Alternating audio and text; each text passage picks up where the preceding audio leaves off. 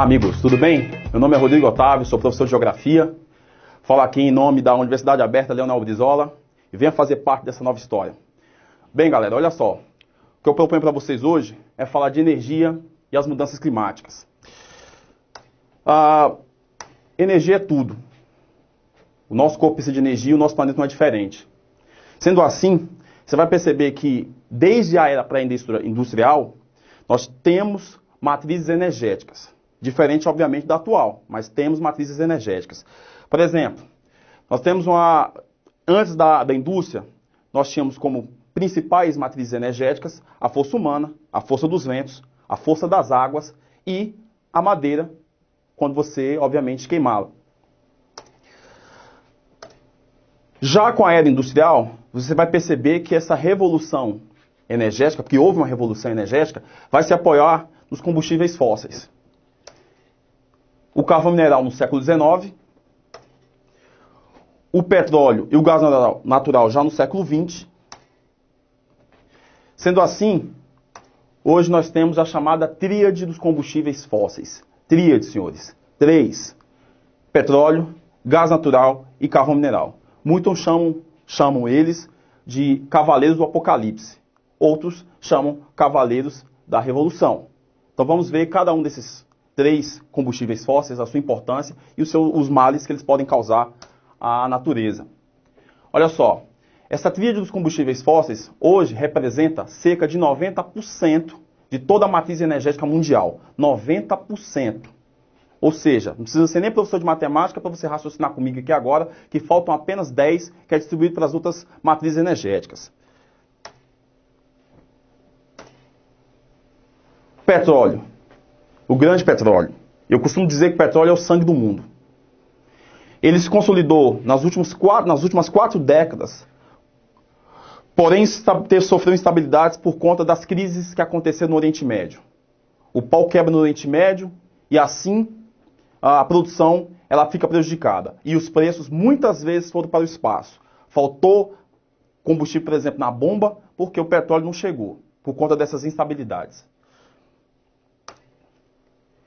Carvão mineral. Ele duplicou o seu consumo, principalmente com as crises de petróleo.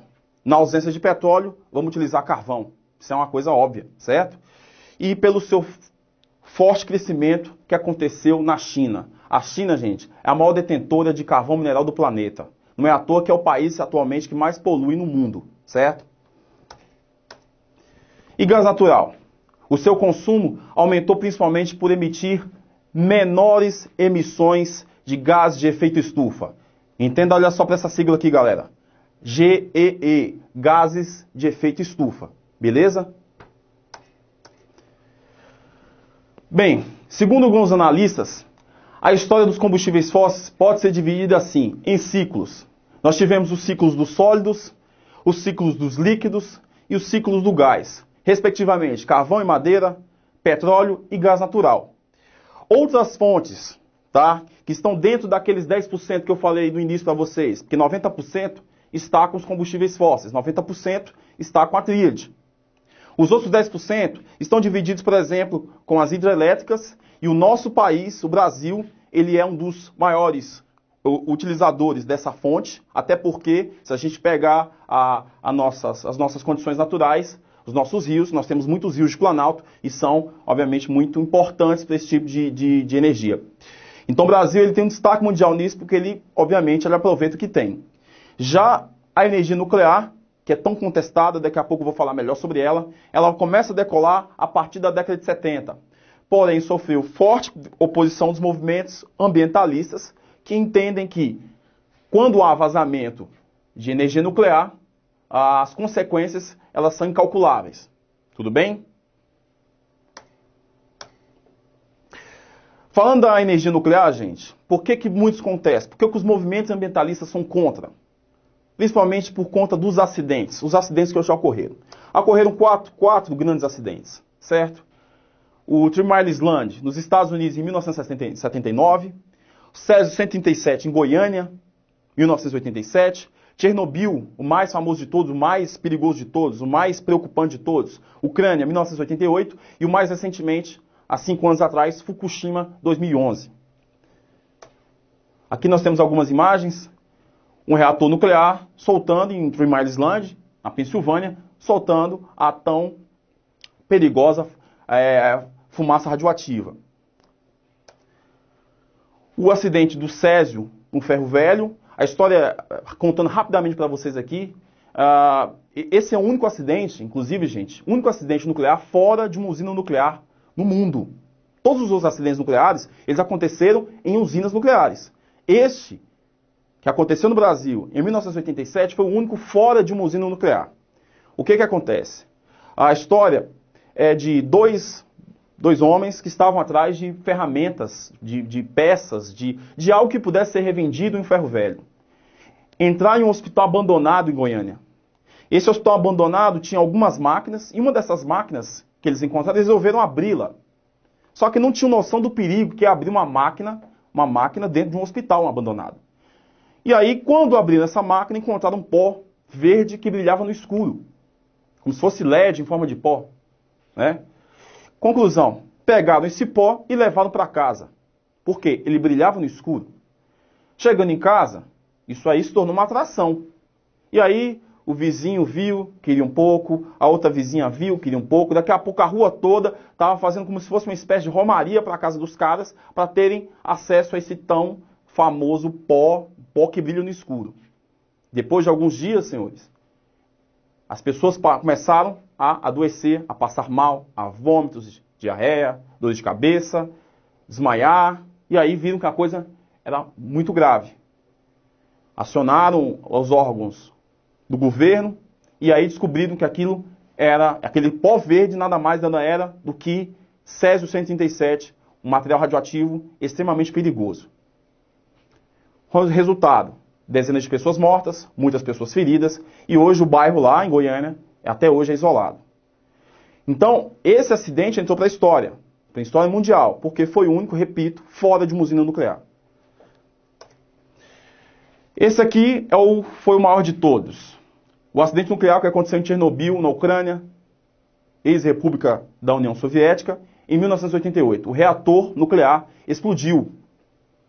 E com essa explosão ele emitiu milhares de gases radioativos para a atmosfera. E eu lembro que na época, eu era menino, era criança, eu lembro que na época foi detectado que esses gases, eles saíram até fora da Europa.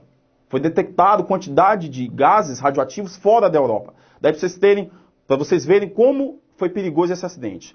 Chernobyl até hoje, uma cidade fantasma, uma cidade que não se pode habitar. Estima-se que isso vai levar em torno aí de pouco mais de 100 anos, para quem sabe possa se habitar novamente em Chernobyl, mas foi um acidente que realmente ficou na história.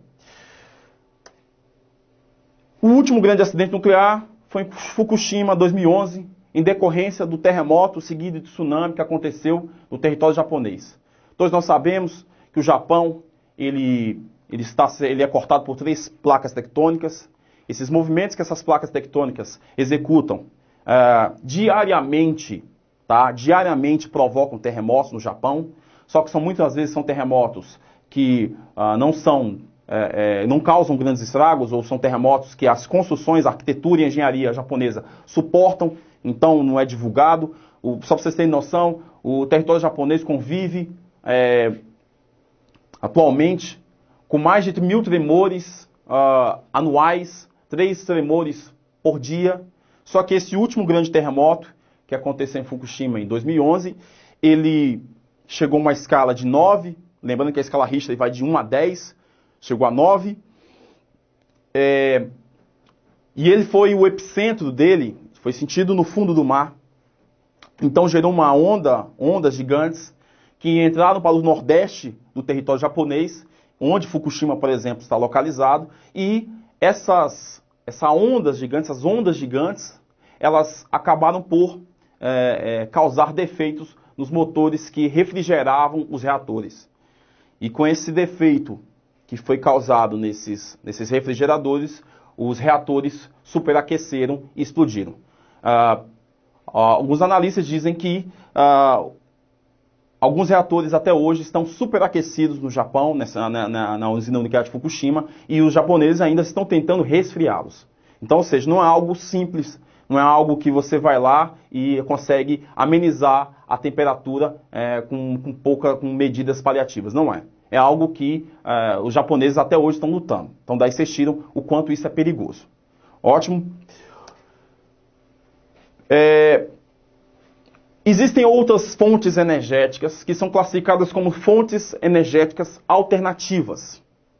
Por quê? Pois elas não emitem gases de efeito estufa. A exemplo da energia nuclear, que também não emite gases de efeito estufa, a eólica, solar e a geotérmica também não emitem. Aí você pode se perguntar, poxa, se elas não emitem gases de efeito estufa, por que o mundo não troca aqueles 90% e passa a utilizar apenas essas fontes energéticas, que não poluem? Só que aí, senhores, decorre um problema. Porque para se utilizar essas três fontes aqui e outras alternativas, você precisa inicialmente o quê? Que a natureza contribua.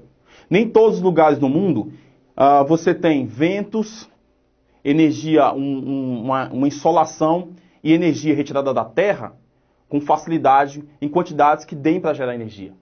Nem todos os lugares do mundo. E outro detalhe também, esse tipo de energia precisa também de money, faz-me rir, cacau, arame, dinheiro. Isso mesmo. Precisa de incentivos governamentais. Senão, não funciona. Então, para se utilizar essas fontes de energia alternativa, você precisa da contribuição da natureza, em primeiro lugar, ou seja, ventos, insolação e energia que vem da terra em grandes quantidades, e, principalmente, você precisa de money, dinheiro. O Brasil, senhores, dessas três aqui, as duas primeiras o Brasil poderia utilizar com maior frequência. Por quê? Ventos, principalmente no nosso litoral, são abundantes. Solar, então, nem se fala. Nós estamos numa zona tropical, então nós somos abençoados todo dia pelo astro-rei. Obviamente, com algumas exceções, com alguns períodos do ano, por conta das estações do ano, por conta do tempo atmosférico, obviamente, nós não vamos ter sol em abundância. Mas isso é uma exceção, não é a regra. Diferentes países na Europa que passam a maior parte do tempo sob neve, ou passam boa parte do tempo sob nuvens, e assim a energia solar fica prejudicada, o Brasil é uma exceção nesse sentido. Nós temos a maior parte do nosso ano com a grande abundância solar em nosso território, pelo fato de nós estarmos numa faixa tropical do nosso planeta. Beleza? A geotérmica, só para critério de conhecimento, gente, a geotérmica é aquele tipo de energia que é retirado, é canalizado do subsolo, em locais onde você tem atividades vulcânicas. No nosso caso, até tivemos há milhões de anos atrás. No caso, o Brasil atualmente não pode utilizar esse tipo de energia porque nós não temos esse calor em quantidades bacanas para se gerar energia. Tá ok? Uma observação interessante a se falar aqui agora, que em conjunto, essas fontes de energia respondem por uma fração insignificante do consumo mundial de energia. Repito, uma fração insignificante. Mas, gente, por quê? Tem lugares que têm até boa vontade em querer utilizar, só que a natureza não ajuda. Lugares como o Brasil, que tem disponibilidade, aí falta incentivos governamentais. Falta realmente isso aqui, dinheiro. Tudo bem? Vamos adiante. Olha só. Consumo mundial de energia. Do ponto de vista econômico e social, energia e desenvolvimento estão estreitamente ligadas. Olha só que interessante. Os Estados Unidos da América, só para vocês terem noção, eles consomem cerca de 7 TOI per capita de energia. 7 toneladas per capita de energia. É como se cada cidadão consumisse anualmente 7 toneladas. A França consome, por exemplo, 4. Tá? Agora, fazendo um comparativo aqui, um país em desenvolvimento, o México, consome 1,6. Olha só, quantos estadunidenses, certo? Ou melhor, quantos mexicanos para chegar a um estadunidense?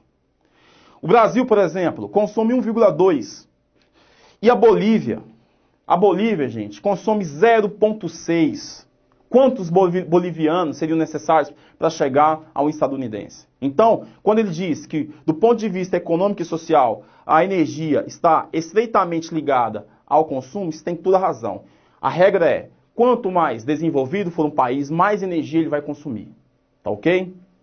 Como eu tinha falado no slide anterior, alguns países vão se destacar pelo seu consumo, certo?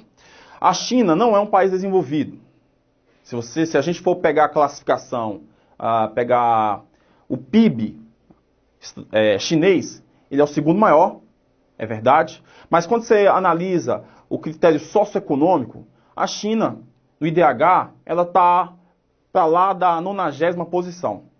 Mas a China tem um diferencial, senhores. A China tem mais de 1 bilhão e 300 milhões de habitantes. É mais de 1 bilhão e 300 milhões de habitantes que precisam de energia. Por mais que sejam pobres alguns chineses, aliás, boa parte dos chineses, eles também vão consumir energia.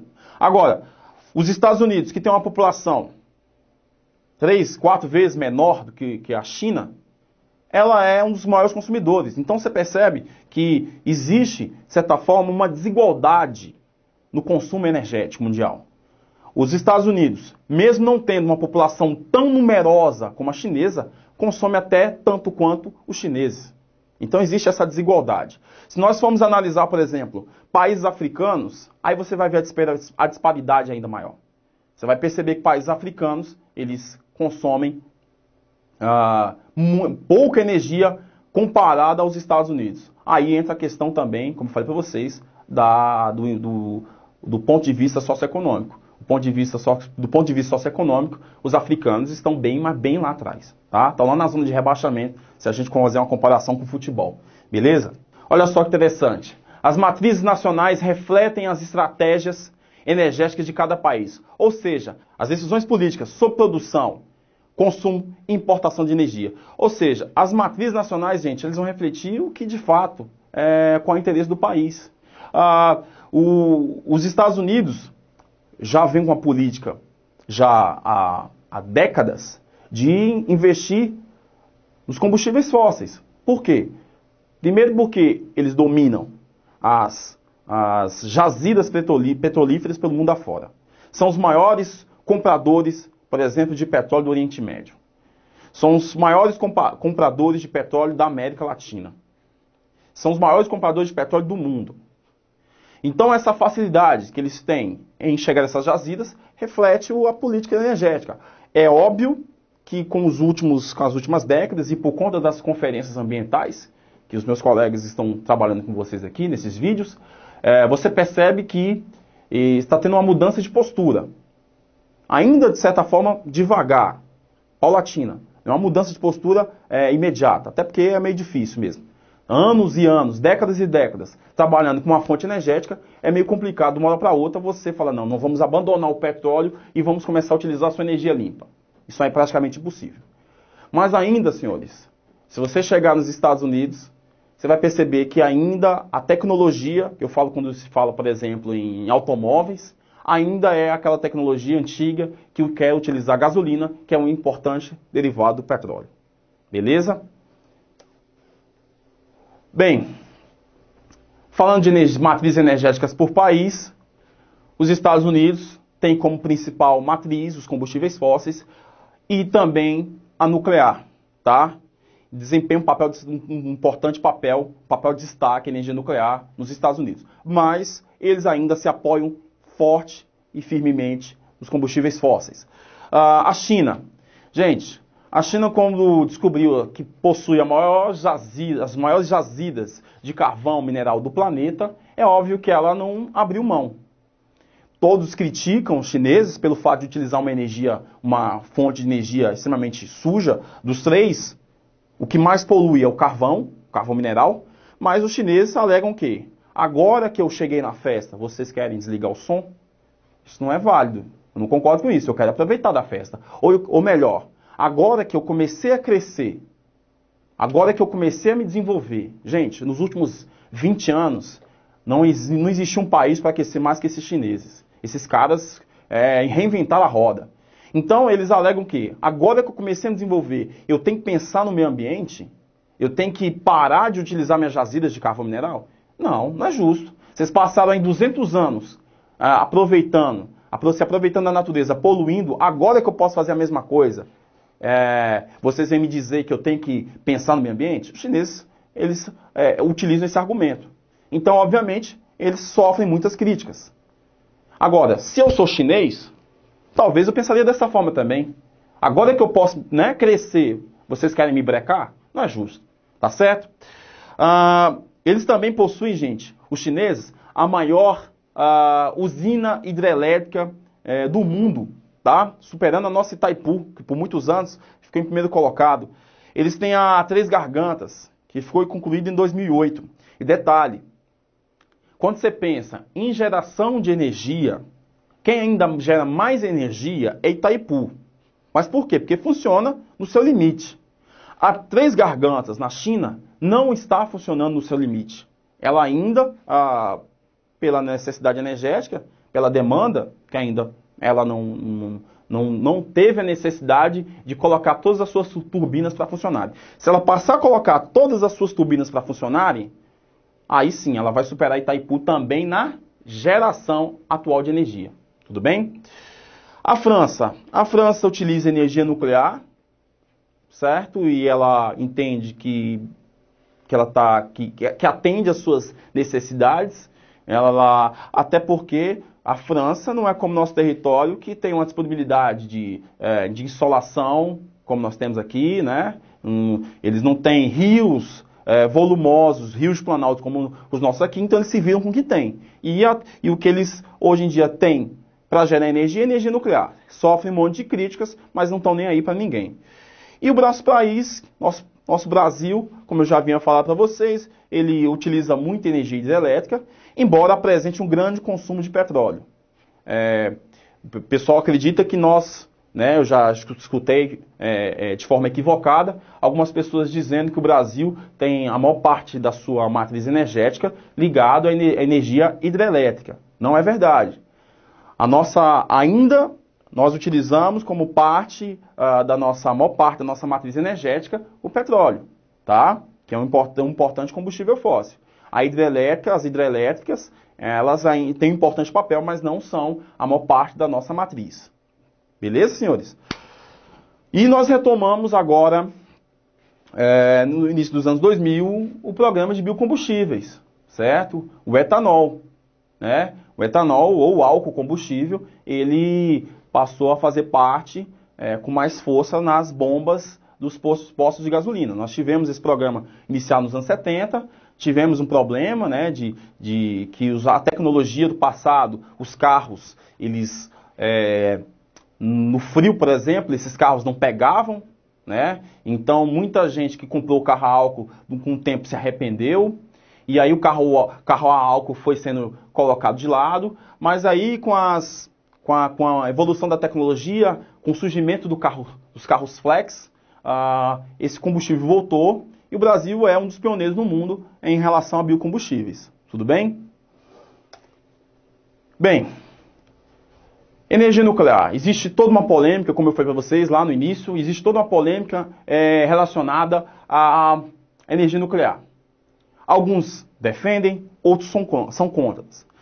Pensando em Enem, o examinador ele não vai querer que você faça um julgamento para você opinar numa redação, por exemplo. Até porque não existe uma unanimidade em relação à energia nuclear.